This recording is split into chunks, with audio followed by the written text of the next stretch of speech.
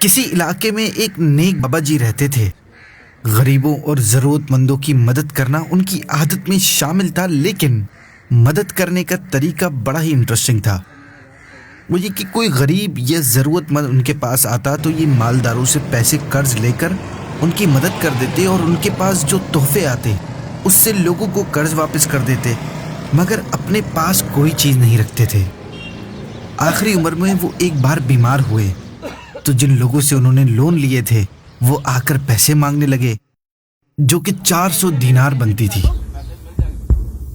سب اداس ہیں، مگر وہ اللہ کا نیک بندہ بڑے اطمینان سے بیٹھا ہوا تھا کہ باہر گلی سے ایک آواز آئی۔ حلوے والے بابا جی نے ایک بندے سے کہا کہ جاؤ اس سے سارے حلوے کا سودا کر کے سارا حلوہ لے آؤ اور ان قرض خواہوں کو کھلاؤ، کیونکہ یہ ہمارے مہمان ہیں اور ان کی مہمان نوازی بھی ضروری ہے۔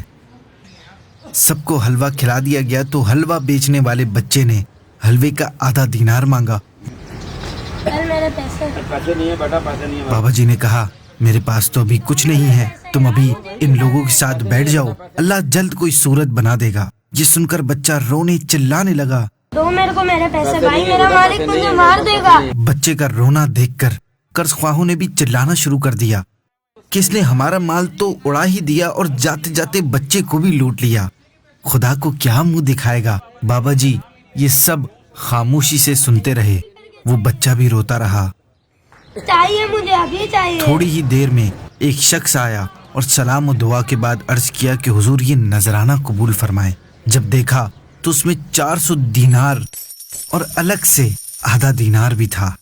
اب لوگ حضرت سے معافی مانگنے لگے۔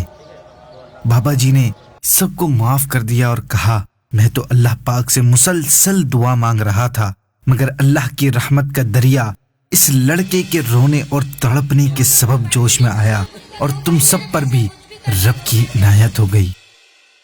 اگر آپ بھی کسی کام کے ہو جانے کی خواہش رکھتے ہیں تو اپنے رب سے فریاد میں سچی تڑپ پیدا کریں، کیونکہ رب ہی فرماتا ہے ادعوا ربکم تضرعا وخفیہ، اپنے رب سے دعا کرو گڑ گڑاتے اور آہستہ، پھر دیکھیں کتنے جلدی آپ کے کام پورے ہوتے ہیں۔